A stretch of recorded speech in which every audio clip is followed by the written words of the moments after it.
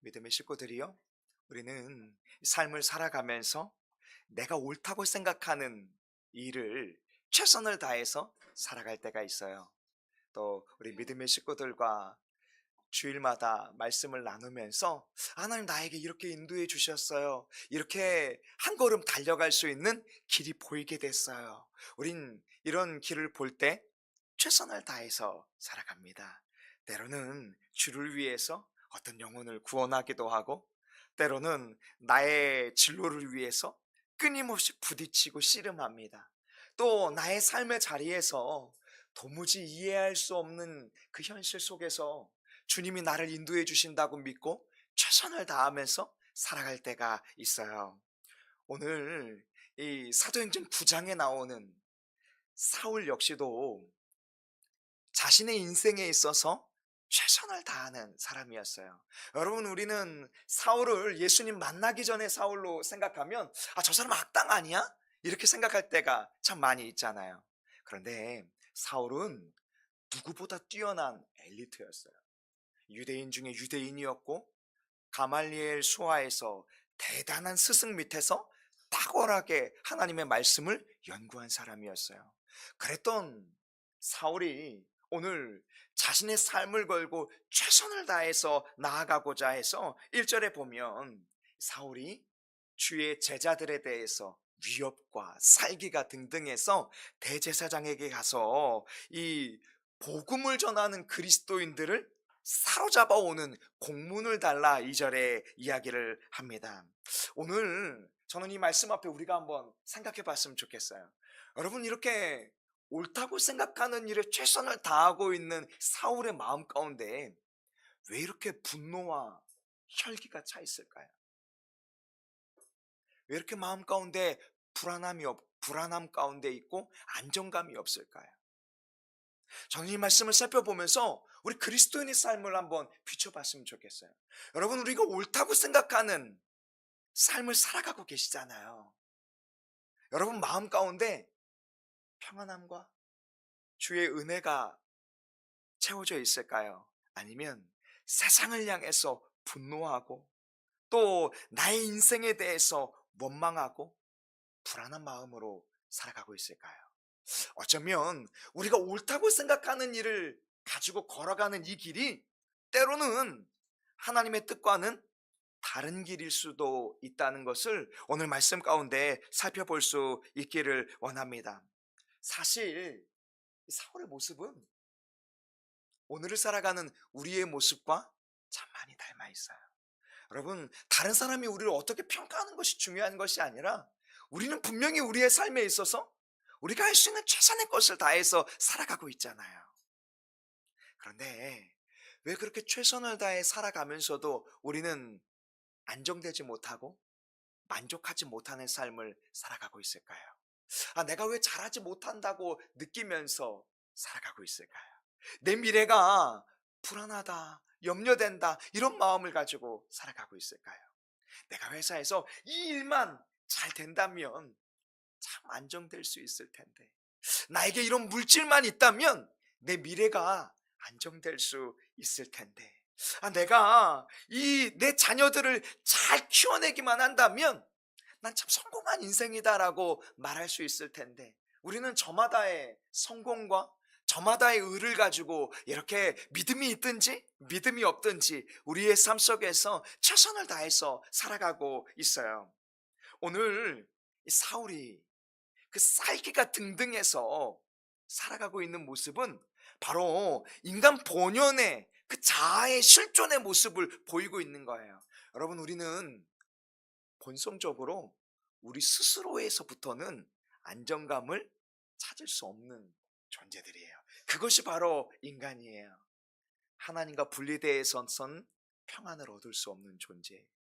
하나님의 뜻을 벗어나서는 평안을 누릴 수 없는 존재. 오늘 그 실존의 문제에 대해서 오늘 이 말씀 가운데 이야기하고 있는 거예요.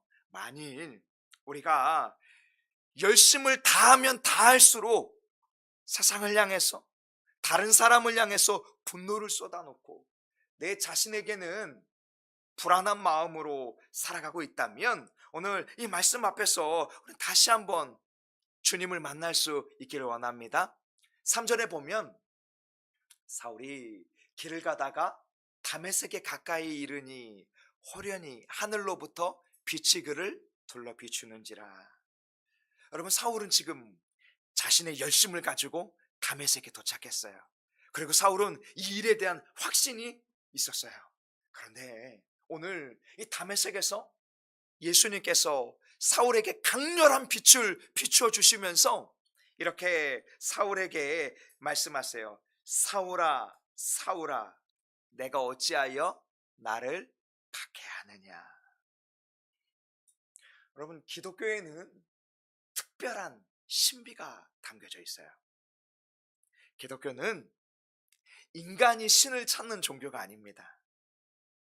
스스로 신이 되기 위해서 우리가 훈련한다거나 혹은 우리가 선하게 사는 것으로 신을 만날 수 있다라고 생각한다면 여러분, 기독교에 대한 이해를 잘못하고 있는 거예요. 기독교는 내 의로움이나 나의 열심으로는 구원을 이룰 수 없어요. 오히려 내 자신이 절망적인 상태에 이르렀을 때 비로소 기독교는 내 스스로 구원을 이룰 수 없다라는 것을 깨닫고 주님이 나를 찾아오신다는 것을 받아들이게 되는 것입니다.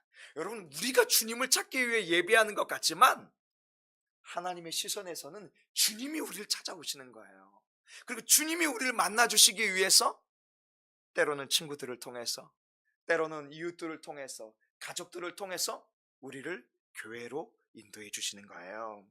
오늘 주님은 사울에게 이렇게 말하세요. 사울아, 사울아, 내가 어찌하여 나를 박해하느냐. 여러분, 이렇게 사울을 찾아오신 그 주님 앞에 사울은 이렇게 물으세요. 주여, 누구시나이까? 여러분, 만일 주님이 여러분에게 찾아와서 누구야, 누구야 이렇게 한다면 여러분 뭐라고 말씀하시겠어요? 보통은 내 주님, 제가 여기 있습니다. 저에게 말씀하옵소서 이렇게 말할 텐데 사울은 뭐라고 고백하냐면 주님, 누구십니까? 이렇게 고백할 수밖에 없는 이유가 있어요.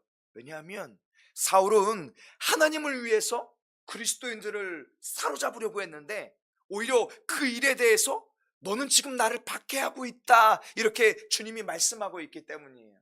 사울의 입장에서는 도무지 이해할 수 없을 거예요.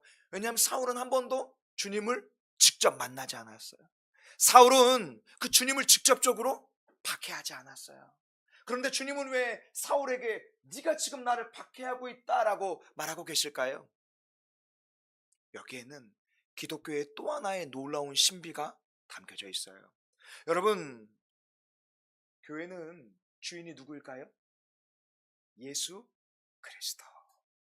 그럼 교회를 해치는 일을 하는 사울은 누구를 해치고 있는 걸까요? 예수 그리스도.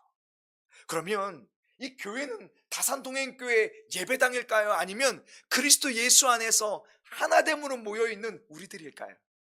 우리를. 주님은 우리의 주인이 되어주시고 우리의 목자가 되어주셔서 우리를 해치려고 하는 사울을 향해서 네가 지금 우리를, 예수 그리스도를 박해하고 있다 이렇게 말하고 있는 거예요. 그러면서 이 사울의 물음에 주님은 이렇게 말씀하십니다. 나는 내가 박해하는 예수니라. 여러분 한번 생각해 보세요. 우리가 옳다고 생각하는 일에 올인하고 이 길을 달려왔어요. 그런데 주님이 어느 날 네가 전부를 걸고 옳다고 생각했던 일이 실상은 하나님의 뜻과 다른 일에 있다라고 말한다면 그것만큼 당혹스러운 일이 없을까요? 저 역시도 그 말씀을 듣는 것이 제일 두려울 것 같아요. 주를 위해서 생명을 바쳤다고, 삶을 드렸다고 했는데 어느 순간 제가 변질돼서 그것에서 제가 주인이 되려고 하고 하나님의 대리자가 되려고 하고 저의 욕심을 채우려고 한다면 저 천성문 앞에서 주님, 내가 주를 위해서 이것도 하고 이것도 하고 영혼도 구원하고 놀라운 능력을 행했습니다라고 말할 때 나는 너를 모른다. 너는 나의 일을 행하지 않았다 라고 말한다면 그것만큼 슬픈 것이 어디 있겠어요. 그래서 우리가 한 번 만난 주님으로 끝나는 것이 아니라 날마다 주님을 만나고 날마다 그 은혜의 길을 걸어가야 하는 것입니다. 사울에게 주님이 이렇게 말씀하실 때 사울이 네가 나를 박해하고 있다라고 말할 때 우리는 그곳에서 죄의 문제를 한번 찾아볼 수 있는데요. 여러분, 죄의 본질이 오늘 여기에 담겨져 있어요. 우리는 하나님을 믿지 않을 때 제일 듣기 싫은 이야기가 무슨 말인지 아세요?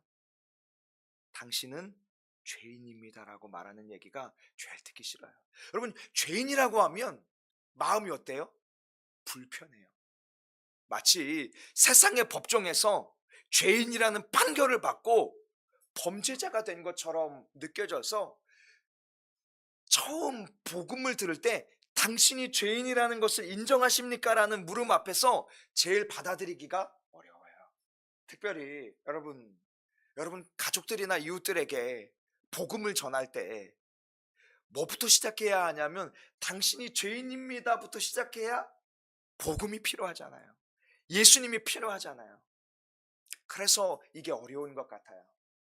그런데 이 죄라는 문제를 우리는 조금 성경적으로 정리해 볼 필요가 있어요. 죄는 범죄를 저질러서 죄인이라고 부르는 것이 아니라 하나님의 자리에 내가 주인으로 앉아 있는 것이 죄인이다. 이렇게 성경은 이야기하고 있어요. 하나님을 왕으로 모시고 하나님을 주인으로 모시고 살아야 하는데 내가 주인 되어서 나를 위해서 살아가는 것이 바로 죄인의 상태다. 이렇게 말하고 있어요. 하나님의 자리에 돈과 나의 안정과 이 모든 것들을 올려놓고 마치 나의 성을 안전하게 쌓기 위해서 살아가는 상태, 그것이 바로 죄인이다 이렇게 말합니다. 그러면서 성경은 이렇게 말해요. 사울이 하나님을 섬긴다고 말했지만 실상은 자신이 보기에 옳은 일을 행했기 때문에 자기의라는 우상에 빠져 있다 이렇게 말하고 있어요. 여러분, 이 말씀은 오늘 우리 가운데에도 비춰봐야 해요. 우리가 교회 안에 있다고 해서 모두가 하나님의 뜻대로 살아가는 것은 아닙니다. 하나님의 말씀을 알고 예수 그리스도를 믿어도 우리 역시도 자기 의에 빠진 채로 살아갈 수가 있어요. 이 정도는 내가 이렇게 생각하는 것이 맞을 거야. 이것은 내가 생각하는 것이 옳아. 성경이 이렇게 말했어도 그것은 2000년 전의 이야기지 나의 삶 속에서 적용할 수 있는 것은 아니야. 여러분, 우리가 성경을 우리의 현실에 맞춰서 해석한다면 우리가 하나님의 자리에 오를 수도 있다는 두려움 가운데 살아야 합니다. 그것은 하나님을 경외하는 두려움이에요. 그리고 오늘 이 말씀 가운데 8절에 보니까 사울이 그 주님의 강렬한 빛을 보고 눈이 멀어버리고 말았어요. 그리고 9절에 보니 사흘 동안 아무것도 보지 못하고 먹지도 마시지도 아니하니라. 여러분, 우리가 이 8절을 한번 살펴봐야 하는데요. 사울이 누구의 손에 이끌려갔어요? 사람의 손에 이끌려갔죠. 그전에는 사람을 사로잡으려고 자기가 막 삶을 주관해서 갔잖아요. 그런데 예수님을 만나고 난 다음부터는 그 눈이 어떻게 됐어요? 멀어버렸어요. 이제 내 힘으로 아무것도 할 수 없는 상태에 이르게 된 거예요. 절망적인 상태에 이르게 된 거예요. 여러분, 인생의 절망적인 상태에 이르게 됐을 때 여러분, 우리는 어떤 마음이 드세요? 모든 것을 다 포기해버리고 싶은 마음들, 놔버리고 싶은 마음들, 될 대로 돼버리자, 이런 마음들이 참 많이 올라온단 말이에요.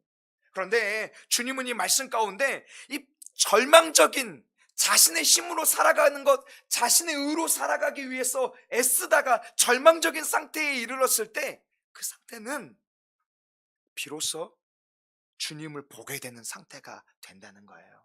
여러분, 우리가 인생의 절망 가운데 그 절망의 터널에 다다랐을 때 우리는 비로소 우리를 구원하시는 예수 그리스도를 볼 수 있게 되는 거예요.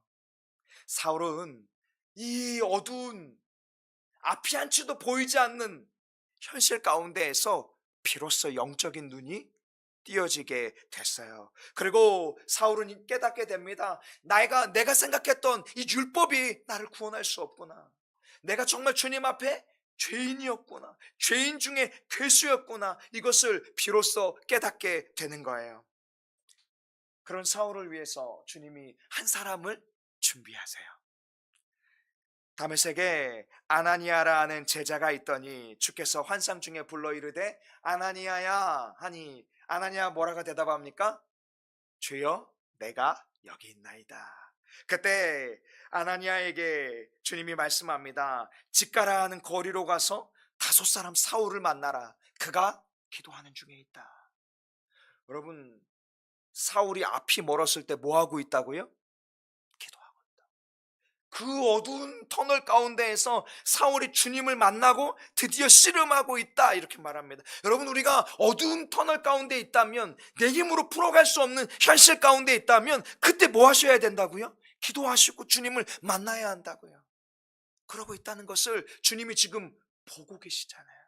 아나니아라는 이 주의 제자에게 사울이 기도하고 있다라고 알려주고 있는 것은 주님이 지금 사울의 기도를 듣고 계시다는 거예요. 그리고 그 사람에게 가서 다시 보게 하라, 이렇게 말합니다. 그랬더니 이 아나니아가 도무지 이 말씀을 이해할 수 없습니다. 13절에 보면 그가 예루살렘에서 주의 성도들에게 적지 않은 해를 끼쳤습니다. 심지어 여기서도 주의 이름을 부르는 모든 사람을 결박하기 위해서 왔습니다, 이렇게 말해요. 그랬더니 주님이 아나니아에게 뭐라고 말씀하십니까? 주께서 이르시되 가라. 이 사람은 내 이름을 이방인과 임금들과 이스라엘 자손들에게 전하기 위하여 택한 나의 그릇이라. 이스라엘 자손들에게 복음을 전하기 위해서 주님이 택한 그릇이다, 이렇게 말씀해 주세요. 여러분, 지금 우리는 주일학교 아이들을 위해서 전교인이 주일학교 여름성경학교를 하고 있어요. 저희 다산 동행교회의 수련회의 특징은 주일학교 수련회도 전교인이, 전교인 수련회도 전교인이. 네. 그런데 이 수련회를 하면서 믿음의 식구들과 같이 삶을 나누면서 이런 고백을 했어요. 참 하나님의 일하심이 놀랍다. 이전에는 주일학교를 세워야 하는지도 우리는 이해하지 못했죠. 한 영혼을 위해서 주일학교 예배를 드려야 한다는 것도 사실 이해하지 못했어요. 심지어 우리 가족들밖에 없는 주일학교를 아이들을 데리고 수련회를 해야 하는 것도 도무지 이해를 할 수가 없었어요. 그런데 심지어 그 주일학교 아이들 한 영혼을 위해서 어른 수련회 예산의 한 3배, 4배를 들여서 수련회를 하는 것도 사실은 이해할 수 없는 비효율적인 일이죠. 그런데 놀라운 것은 주님이 다산동행교회를 이 땅에 세우신 이유를 이 아이들을 구원하고 어른들을 회복하는 과정을 통해서 보게 하시는 것 같아요. 여러분, 우리는 지금 전무후무한 은혜의 현장에 계신 거예요. 여러분, 지금 아침에 예배를 드리기 위해서 이 자양강장제를 드시고 이렇게 버티면서 예배를 드리고 계신데요. 여러분, 지금 우리가 정말 이 아나니아처럼 주의 제자처럼 이 사울, 잃어버린 영혼을 구원케 하는 일에 그 주님의 놀라운 기적의 현장에 우리가 지금 함께하고 있는 거예요. 그리고 이 아이들이 훗날 주의 교회를 세우는 또 다른 사울, 또 다른 아나니아, 또 다른 빌립 집사님, 또 다른 베드로가 될 줄로 믿습니다. 우리는 주의 일을 알 수 없어요. 다만 주님의 뜻을 구하며 우리가 믿음으로 우리의 의를 내려놓고 우리의 계산을 내려놓고 우리의 생각을 내려놓고 나아갈 때 주께서 일하시는 줄로 믿습니다. 그리고 주님은 그 사울의 사명에 대해서 이렇게 16절에 말씀하세요. 그가 내 이름을 위하여 얼마나 고난을 받아야 할 것을 내가 그에게 보이리라. 여러분, 이렇게 말했을 때에는 그 길 가고 싶으세요? 가고 싶지 않으세요? 가고 싶지 않죠. 고난을 받는 길이라고 했잖아요. 바울은 여기에 대해서 어떻게 해석하시는 줄 아세요? 로마서 8장에 보면 내가 하나님께 영광의 면류관, 하나님의 영광에 참석하기 위해서 잠시 잠깐 고난을 받을 뿐이다, 이런 고백을 하고 있어요. 여러분, 우리가 이렇게 주를 위해서 우리의 것, 우리의 욕심, 우리의 의를 내려놓고 주의 길을 걸어가는 것이 고난일 수는 있지만 우리에게 영광의 면류관이 예비되어 있는 줄로 믿습니다. 그리고 이제 이 아나니아는 이 사울을 만나서 이렇게 17절에 얘기합니다. 아나니아가 떠나 그 집에 들어가서 그에게 안수하여 이르되 형제 사울아, 줄곧 내가 오시는 길에서 나타나셨던 예수께서 나를 보내어 너로 보게 하신다. 여러분, 아나니아가 지금 사울을 향해서 누구 사울아 이렇게 말하고 있어요? 형제 사울아. 근데 아나니아에게 사울은 원래 어떤 존재였을까요? 원수였죠. 스데반을 죽인 원수. 그리스도인들, 나의 동역자인 주의 제자들을 죽인 원수. 그랬던 그가 하나님이 그를 쓰시겠다 하니 바로 위치를 바꿔서 뭐라고 말합니까? 형제 사울아. 여러분, 우리가 주의 교회를 세워가면서 그런 것 같아요. 이 주의 길을 걸어가고 주의 뜻을 구하며 살아갈 때 때로는 여러분, 옆에 있는 지체들을 잘 이해가 되세요, 안 되세요? 아마 여러분들이 저를 봐도 잘 이해가 안 되실 때가 많을 거예요. 그런데 주님 말씀하시기를 우리의 모습이 아니라 주님 안에서 형제됨을 인정하라는 거예요. 그리고 오히려 형제 사울아, 너로 다시 보게 하시고 너로 성령으로 충만하게 하시는 그 주를 따르라, 이렇게 말씀합니다. 그랬더니 18절에 보니까 즉시 사울의 눈에서 비닐이 벗겨졌어요. 그리고 이제 사울이 예수 그리스도를 믿고 이제 회개하고 주님 앞에 세례를 받고 주의 제자가 되었다라고 말씀하고 있습니다. 믿음의 식구들이요, 이렇게 주의 제자가 된 사울이 무엇을 가장 먼저 하셨는지 아세요? 20절에 보면 즉시로 각 회당에서 예수가 하나님의 아들이심을 전파하니. 이전에는 예수가 그리스도임을 고백하는 자들을 사로잡으려고 했다면 이제는 예수가 하나님의 아들이시다, 예수가 우리에게 보내주신 하나님의 그리스도이고 구원자다라고 고백하고 있어요. 심지어 21절에 보면 이 고백과 이 복음 전함을 때문에 사울은 결박당하고 많은 고난을 겪게 됩니다. 그리고 여기 23절에 보니까 여러 날이 지남에 유다인들이 사울을 죽이기를 공모하고 죽음의 위협에 처할지라도, 24절에 보니까 밤낮으로 사울을 죽이려고 성문을 지키게 되고, 심지어 사울이 밤에 광주리에 실려서 도망치게 되는 이 도망자의 삶을 살아가게 될지라도 사울은 오히려 복음 전하기를 힘썼다, 이렇게 말하고 있어요. 믿음의 식구들이요, 한 영혼이 예수 그리스도를 믿게 되면 비록 당장 눈에 보이는 현실은 어둡고 어려울지라도 주님은 그 한 영혼의 변화를 통해서 어떤 일을 하실까요? 우리 마지막으로 31절을 같이 한번 보길 원합니다. 같이 한번 읽어볼게요. 시작.